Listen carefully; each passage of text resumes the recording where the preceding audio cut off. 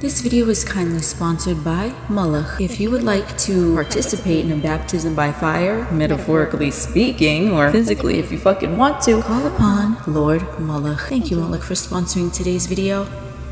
On February 3rd, 2023, a freight train carrying toxic chemicals derailed near the town of East Palestine, Ohio.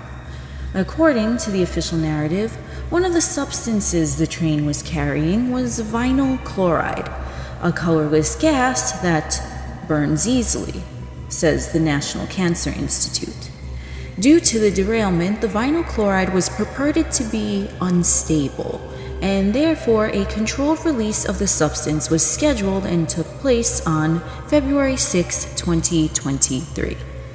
Can't help but notice the number of 33s in this announcement from governor.ohio.gov's website. Also, we note that controlled release is in quotations, whatever that means. An interesting tidbit that you may not have known about this environmental disaster is that the residents of East Palestine, Ohio had a movie filmed there, which came out on August 31st, 2022. Some of the locals even participated in the filming. So what was this movie about? White Noise is a film about a train wreck which occurs, leading to the airborne toxic event due to a toxic chemical leak from said train wreck. Coincidence? What do you think? Oh wait, there's more. A few more train wrecks and a few more coincidences. On February 13th, 2023, a train derailed in Splendora, Texas, killing one person. On February 14th, 2023, a Metro North train derailed in New Canaan, Connecticut. We ask you to keep the names of these towns where these train derailments occurred in mind. East Palestine, Ohio. Splendora, Texas. New Canaan, Connecticut. A quick Google search shows us that the land of ancient Canaan encompasses a famous area known as the Promised Land, in which present-day Palestine is situated. And Splendora? Well, that means magnificent. Splendid, right? We thought so, in terms of symbolism, from the iconic Christian Bible, which was based off the Jewish Torah. The Bible's Old Testament is basically what has been taught in Judaism long before Christianity came about. Both Judaism and Christianity are monotheistic religions, meaning worship of only one God. What's this got to do with the Promised Land and all of these train wrecks? Could these be splendid stories that are being concocted in order to grasp the attention of those who see with the eye? Why would the Promised Land be, in our opinion, hidden in plain sight, metaphorically, inside these train wreck stories? East Palestine? New Canaan? According to the book of Joshua, which both the Torah and the Bible acknowledge as scripture, God instructed Joshua to destroy the Canaanites and take their land.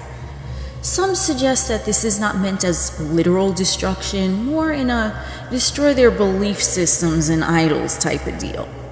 This is because the Canaanites were polytheistic, and let's be honest, if one wants a monotheistic religion to take over the land, you gotta first weed out what was there first. Could these train wrecks symbolize more than meets the two physical eyes? East Palestine and New Canaan woven together in a splendid Earth Matrix storyline? What the fuck? Oh, I'm going too deep, huh? Well, riddle me this. East is symbolism of a new day, sunrise. Everything stems from the East. The East is the beginning. New Canaan? A new Promised Land? Maybe.